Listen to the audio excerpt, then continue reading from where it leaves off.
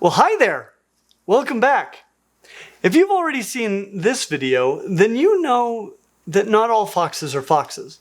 Though, we're not done talking about things called foxes. But you also know that not all dogs have bones. Though you might not know just yet what that means. It is true though.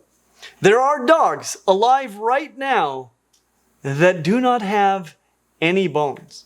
They also reproduce asexually. And they don't have any ears. So there are some really weird dogs left to discuss. So far, we've been introduced to all of the true foxes, as well as their closest relatives in the clade Vulpini. All animals which reasonably could be considered foxes. Though some, like the raccoon dogs, really are never called foxes. But they could be. In fact, if they're not foxes, and the true foxes are foxes, then nothing that we will discuss today, or any time in the future, would be foxes either. And don't get me started on the gray foxes and island foxes. You can watch that last video if you want to know more about them. But if they're going to be considered foxes along with the true foxes, then all extant canids would be foxes. There are no extant canids more distantly related to true foxes, like this guy, than are gray foxes. And today, we're going to start digging into every remaining species of animal more closely related to red foxes than are gray foxes. A group which includes a lot of things called foxes, things called wolves, things called dogs, and whatever you want to call the dog with no bones. And a few others as well, like jackals, false jackals. Look, it's going to be fun. So let's get going. Within the Canidae, there are two large clades. The Vulpini, the fox-like canines that we just discussed, and the Canini, the dog-like canines. Everything we are yet to discuss. Now don't get me wrong, the Canini is still full of things called foxes. Because not all foxes are foxes. But it is, I guess with the exception of the raccoon dogs, which arguably are foxes, the only clade that includes things that look very distinct from foxes. Because raccoon dogs might be foxes and certainly aren't dogs. Unless all foxes are dogs. And this creature, the Darwin's fox, might be a dog and certainly isn't a fox, unless all dogs are foxes. Now this dog-like clade itself contains two clades. The South American clade, Cerdocyanina, and the wolf-like clade, Canina, which doesn't include all of the things called wolves, but it does include everything that I think reasonably can be considered a wolf, at least from a phylogenetic perspective. So if wolf has anything to do with descending from wolves, and not just being a large canid of any ancestry, then it contains all of the wolves, including some that might surprise you. There are some familiar wolves that you might not realize are wolves, and some wolves that are obligate parasites of other wolves. And it doesn't include anything commonly called a fox, at least exclusively called a fox. So let's start with this foxless, sometimes boneless clade, as I think we've waited long enough to talk about them. And I'll start by mentioning that the dire wolf, not these, but the actual dire wolf, is the outgroup to this entire clade. So if they are wolves, and gray wolves are wolves, then from a phylogenetic standpoint, everything in this clade are wolves. And if you were going to try to resurrect a dire wolf in the way that we discussed in this video, then starting with the genome of any member of this clade would be just as legitimate as starting with a gray wolf genome. They are all equally related to dire wolves. But among these animals that are arguably wolves, the extant lineage most distantly related to the rest are the two species of true jackals. I specify because not all jackals are jackals either. But these two are. They are the two members of the genus Lupulella, the black-backed jackal and the side-striped jackal, which are somewhat confusing names as neither of them really have black backs. Both have kind of salt and pepper backs, and both have stripes on their sides. Though I would say that the black stripe on the side of not the side-striped, but the black-backed jackal is by far the more conspicuous and consistently present side stripe. But if the side stripe is faded or has any hint of white, then it's probably a side-striped jackal. The good news is that they do not have a ton of overlap in their ranges. Though the wolf-like canines are a historically North American clade, they have spread far outside of North America. Jackals are native to Africa, with black-backed jackals being present in southern and eastern Africa, and the side-striped jackals being present in sub-Saharan Africa pretty much everywhere else. Black-backed jackals weigh between 6 and 13 kilos, around 13 to 29 pounds, and are generally reddish in color below the black stripe and salt and pepper above. The side-striped jackal is a tiny bit larger, 6.5 to 14 kilos, or about 14 to 31 pounds. They tend to be less red and more gray below the white side stripe, with a similarly colored back. And both are pretty opportunistic feeders on basically whatever they can get, from plants to insects to antelope and everything in between. Heck, some feed primarily on seals and penguins, which might explain how some of their relatives ended up back in the sea, getting eaten by jackals. Now, I mentioned that jackals are African, but we're going to find that they're not the only African lineage. And in fact, we're going to notice a very interesting pattern indeed with regards to Africa and the wolf-like canines. Because the next most distantly related species to all the rest is also from Africa.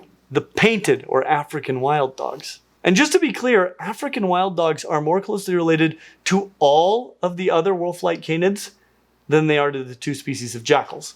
Which would lead me to suspect that while the clade may have originated in North America, which is something we know from paleontological and genetic evidence derived from extinct members of the clade, all of the modern wolf-like canids may be the descendants of a single African lineage. But we can keep examining this hypothesis as we dig deeper into the group. But for now, let's talk about African wild dogs. Unlike jackals, these guys are hypercarnivorous. They eat almost exclusively meat.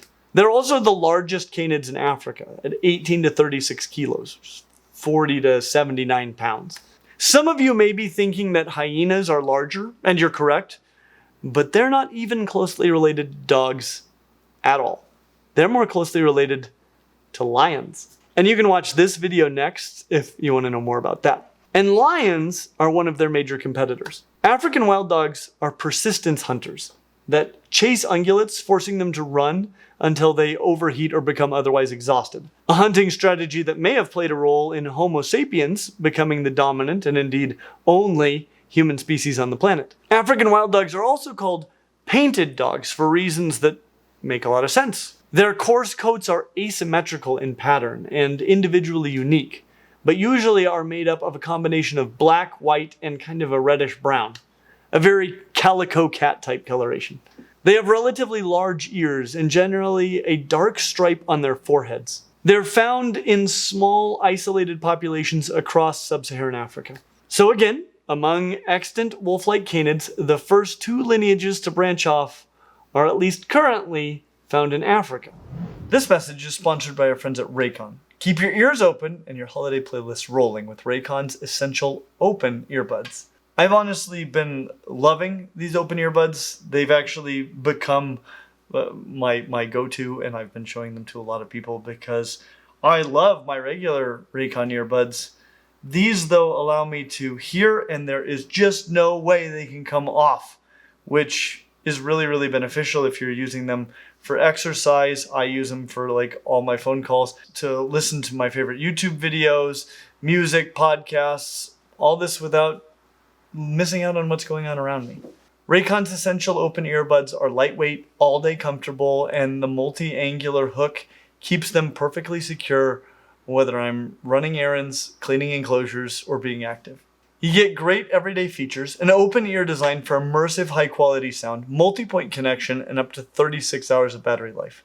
Raycon delivers the same premium audio quality as the big brands, but at about half the price. With over 3 million happy customers and a 30-day happiness guarantee, you really can't go wrong. Black Friday is right around the corner, and Raycon audio products are up to 30% off site-wide. From everyday essentials to the latest releases, it's the perfect time to upgrade your sound or get ahead on gifting. These early deals won't last long, so click the link in the description or go to buyraycon.com/ClintOpen to save up to 30% site-wide on Raycon audio products. That's buyraycon.com/ClintOpen. Thanks again to Raycon for sponsoring this video and for making awesome products. And a huge thanks to you, our viewers, for tuning in and supporting us each week. Now back to the video. The next species to break off from the rest after these two African lineages is not from Africa. but they aren't from North America either. They're from Asia, and that would be the dhole, which is one of the 10 animals that I didn't know existed a few months ago. A fact that has surprised many a fan of the Jungle Book. But don't worry, I know about them now, and they're rad. They're a very interesting looking canid. Relatively large, between 10 and 21 kilos, 22 to 46 pounds, with males being larger than females. They're mostly red, often with a white throat and chest. A very red fox type coloration, but generally with a dark tail. They have large heads but rather short muzzles with subsequently fewer molars than most canids. And they have a very long, rather flexible spine. Unlike painted dogs, these guys are extremely omnivorous, though they do hunt larger ungulates as well as smaller prey. Basically, if something in their environment can be eaten by something smaller than a tiger, they probably eat it. Though they're found today mostly just in South Central Asia, their ancestral range was much larger, extending into Europe and possibly Northern Africa and North America. But that seems to still be in doubt. But what this means is that the 3 basalmost lineages of this clade are found in Africa, and Eurasia, very much supporting the idea of an old world origin to this extant lineage of an admittedly North American clade. The next lineage to diversify from this clade were the false jackals, or as they're often called, golden jackals, which at least are closer to being jackals than golden moles are to being moles. I mean, golden moles are more closely related to manatees than they are to moles. At least golden jackals are among the closest living relatives of actual jackals. But the gold standard seems to be that they aren't what we call them. Golden jackals are found across southern Europe and Asia today, which only further supports our old world origin hypothesis. Not only are golden jackals not that closely related to jackals, they really don't look that much like them either. They look more like their closest relatives, coyotes and other wolves. And yes, I did just call coyotes wolves. While all of this clade is wolf-like, as long as we don't consider extinct animals like dire wolves to be true wolves, then not all of them are necessarily wolves. But basically all of the closest relatives of golden jackals are called wolves and form a monophyletic group. So I have absolutely no problem calling all of them wolves, just as long as you're okay with calling literally all of them wolves. I'm even okay calling golden jackals wolves. They are the hagfish of wolves, and are even part of the wolf genus, Canis. It is much easier to make a case for them being golden wolves than golden jackals. But other than having a coloration that is sometimes reminiscent of jackals, they really look much more like wolves, but smaller, somewhere between 6 and 14 kilos, or 13 to 31 pounds. They're overall smaller and more lightly built, with a proportionally long spine, much like Dholes, with a skull similar in size and shape to that of one of the closest relatives of the boneless parasite dogs, the dingo. And they're basically the Eurasian equivalent of a coyote. Whereas Dholes form large packs, these guys are much less social, though they do form monogamous pair bonds for life. And they're not highly territorial. They often tolerate other pairs overlapping their territory for extended periods and will abdicate their territories as soon as wolves move in. They are opportunistic omnivores that both hunt and scavenge. Just real quick, I want to let you guys know about something, which is that every week for our Stinkin' Rad fans at Patreon, we have an extra video. It's called Patreon Extras, and they're almost always really good. A lot of times they're longer and we go even deeper into the things that we talked about in that video, plus just a lot of other cool stuff that's on our minds. This week's video is definitely a dandy. So if you want to see that, or if you just want to support this channel and making more content like this, please check it out. And that gets us to the wolves, or the rest of the wolves, if we consider the golden jackal to be a wolf, including the wolf that reproduces asexually and doesn't have a nose. After the golden jackal, the wolf least closely related to the rest is this one, the Ethiopian wolf, which is, unsurprisingly, if you know where Ethiopia is, from Africa. Ethiopia specifically. I have no problem calling them Ethiopian wolves, even if you don't want to consider golden jackals to be wolves. But I'll give you some other common names for Ethiopian wolves. I'll go from least upsetting to most upsetting, and they're all pretty upsetting. Red jackal. Only true if all of the wolf-like canids are jackals, but just as legitimate as calling golden jackals jackals. And these are pretty red, usually with white on their nose and chest and dark tails. Some pretty Dhole-like colors. simian jackal. Simian being part of Ethiopia where a Jewish kingdom once resided. And they do live in the Simian Mountains, but not exclusively in the Simian Mountains. They're actually found in 7 different mountain ranges in Ethiopia, all at altitudes between 3,000 and 4,500 meters. So though some are simian, they aren't all simian, and again, they're only jackals if all wolf-like canids are jackals. Horse jackal. This one really seemed odd, though I did find a good explanation for it. Ethiopian wolves are generally highly specialized feeders on high-altitude rodents like African mole rats, but apparently there's at least one other food that they enjoy, because horse jackal is apparently a direct translation of the Oromo name for them, a name given to them because they often follow livestock, including horses, that are about to give birth, so they can enjoy some yummy placenta once, they're all done with it. So on its face, horse jackal is a very upsetting name, but in the end it kind of makes sense, especially if all wolves are jackals, which is starting to be the way that I am seeing this. But there is a name that is clearly the worst. Simian, which again is not the only place where these reside. Fox, which is only true if all jackals, and indeed all extant canids, are foxes. But they do have a narrow face and a very red fox-like coloration, so I get it. It's super wrong phylogenetically, but I get it. And in the future, we're gonna see an animal that looks a ton like a giant stilted South American fox that isn't closely related to wolves at all, but is called a wolf. And it isn't even arguably a jackal, let alone a wolf. So it could be worse. Ethiopian wolves are the rarest canids in Africa. They're also reasonably large, coming in between a little over 11 to a touch over 19 kilos, or about 25 to 43 pounds, with males being larger than females, as is the case pretty much across the genus Canis. So that brings us to 3 African lineages and 2 Eurasian lineages, and none from North America. Well, if I told you that the next lineage to break off from the rest of the wolf-like canids is an animal called the African wolf, where would you guess that it comes from? Well, if you said Africa, you'd be right. In fact, they're from most of the northern half of the continent, having such a wide range that they have a number of subspecies and common names. And while most of them include the word wolf, you shouldn't be surprised at all by now to find out that names like wolf jackal, jackal wolf, African golden jackal, North African jackal, gray jackal, Egyptian jackal, and most insultingly of all, African jackal?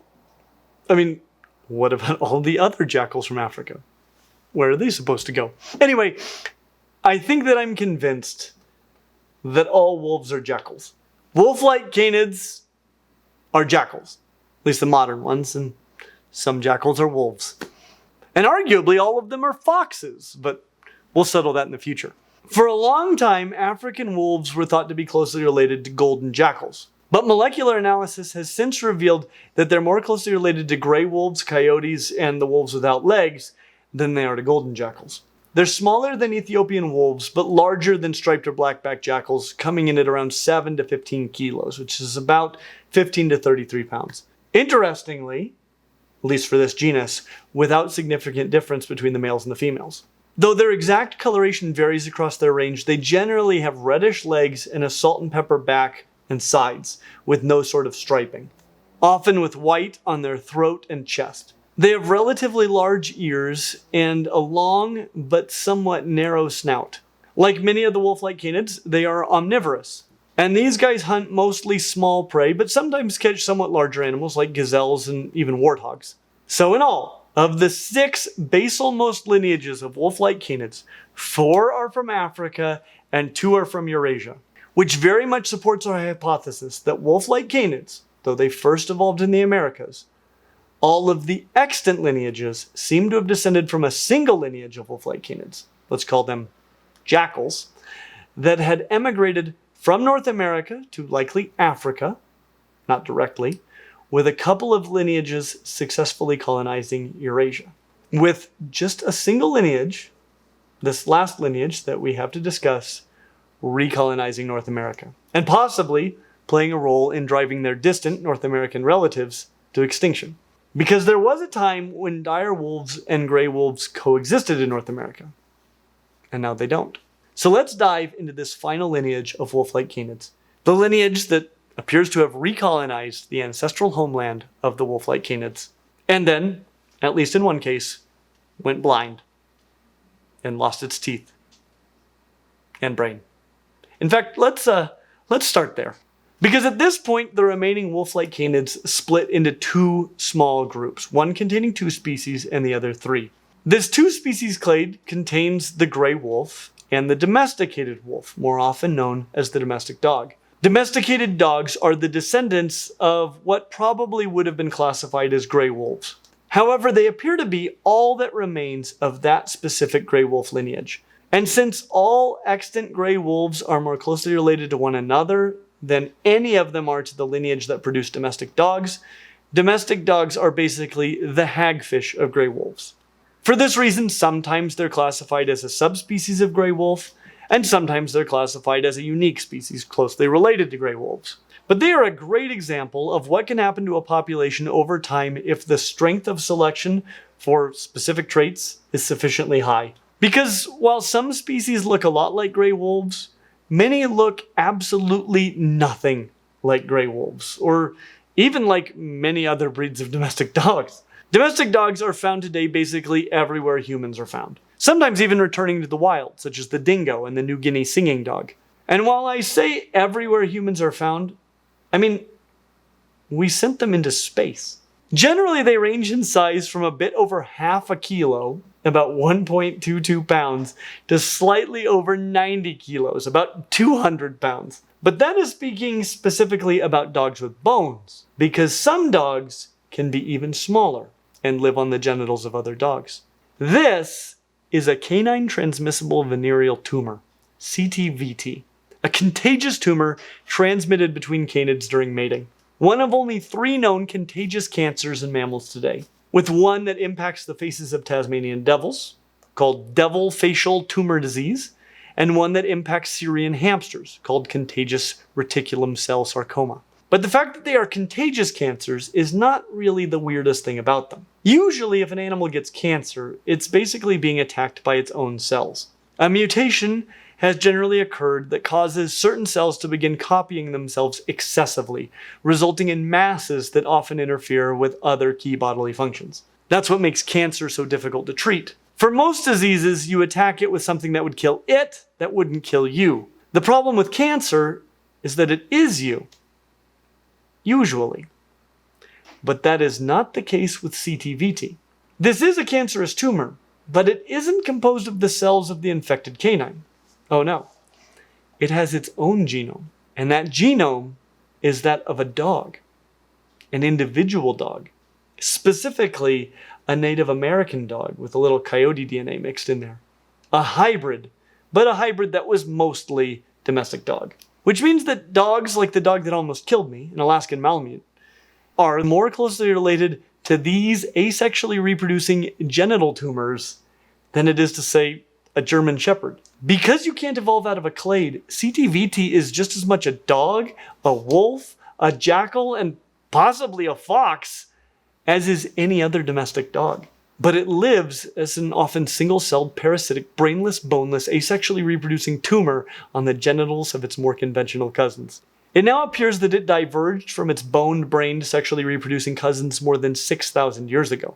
By some estimates, around 11,000 years ago. And today, by almost any species concept, it could and probably should be classified as its own species. Again, nested within Canis familiaris. Because classification is often messy, this would make the rest of Canis familiaris subsequently paraphyletic. And then this group would be Canis, Congeries genitalium, which is Latin for cluster on the genitals. Maybe Canis exosatus, Latin for boneless. It better be something like that. But it truly is a dog without bones. Though given that most dogs have a baculum, it does often live in close proximity to dog bones.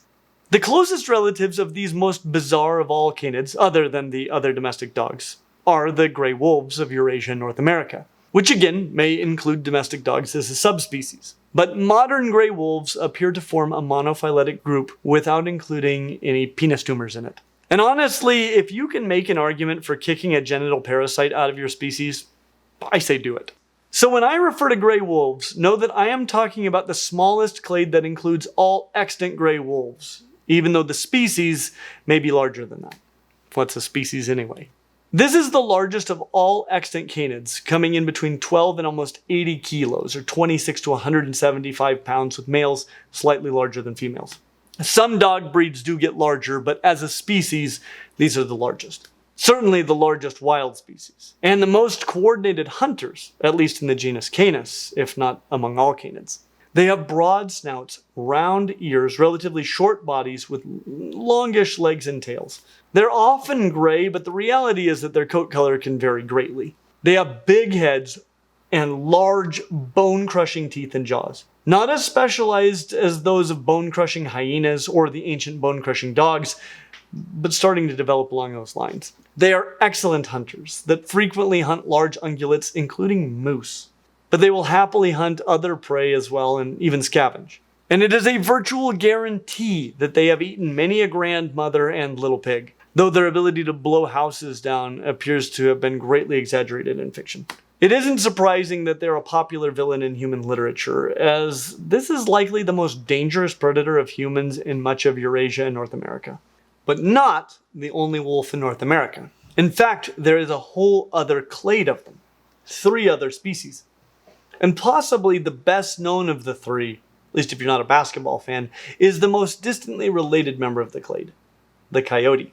Also known, and possibly reasonably, as the American jackal, the prairie wolf, or the brush wolf. And honestly, I have no problem with any of that. I decided that this whole African lineage of wolf-like canids were jackals a long time ago. And I certainly have no issue calling them wolves. I'd be mad if you didn't. So let's talk about these prairie wolves. They are the smallest of these 3 species of exclusively North American wolves, usually weighing between 7 and 20 kilos, 15 to 44 pounds, with males being larger, as is typical of Canis. And of course, they're smaller than gray wolves, as no canids are larger as a species. But they do have a fairly similar basic appearance to small gray wolves. That coloration is often very similar. But their body is longer, their legs a bit shorter, their muzzle narrower, and their ears more pointed. They're mostly carnivorous and feed primarily on smaller animals, sometimes even teaming up with close relatives like badgers to catch them more efficiently. Their 2 closest relatives are the last 2 species in the genus Canis and the last 2 members of the jackals, the extant wolf-like canids. Those would be the red wolf of the southeastern United States and the eastern wolf, also called the timber wolf, of southeastern Canada. Red wolves are larger than coyotes, but smaller than gray wolves at 20 to 39 kilos, roughly 44 to 85 pounds, with males being larger than females. With timber wolves being about the same size despite living in very different climates. Red wolves are not all that red, but they definitely have more red on them than coyotes or gray wolves, though some are melanistic. They also have larger ears and are more sociable than coyotes, so they're more likely to be seen in small groups. They're overall lightly built with long, thin legs for moving quickly, almost like a wolf-greyhound cross. Eastern wolves honestly look very similar to red wolves, but in a clearly different part of the continent and with smaller ears. Remember, large ears are usually associated with hot climates. So in many ways, these look even more like coyotes, but are again more social and are more likely to be seen in small packs. These are both omnivores, but they both prey on smaller ungulates and often smaller mammals and other animals. And that gets us to the end of the jackals. So far, we know that not all foxes are foxes, all wolves are jackals, and not all dogs have bones. But there is one more clade, a big one, and possibly the weirdest one, as it is pretty much South America's answer to all of the canids found in the rest of the world, plus some things that are unlike anything we have in the rest of the world. And just like this clade has convinced me that all of the extant wolf-like canids are jackals, this final clade has me wondering if all of the extant canids are, in fact, foxes. So be sure to subscribe and click the little bell if you want to be sure that you catch that one when it comes out. I won't make you wait too long. As always, like and subscribe, and we hope to see you real soon. Patreon. Here's the thing. I discovered a while back when I made a reference to the 3 blind mice that a lot of people are not familiar with fairy tales. So when people start going off about me talking about wolves eating grandmothers and little pigs, I really need you to explain it to them.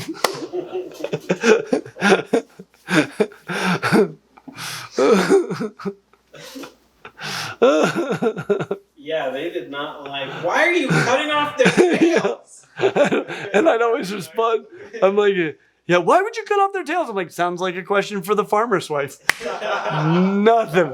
That didn't help at all. Do we know the original cell type that this was? Was it a genital cell that went crazy? I would say there's a good chance of it. It could have also been on the face or something originally, you know, and then it, as dogs have interesting social behaviors, you know, it moseyed on over. It's a nose cell. What's your dream, Will? Well, I used to want to open an in-person fantasy tavern, but I've moved on to becoming a transmissible genital cancer.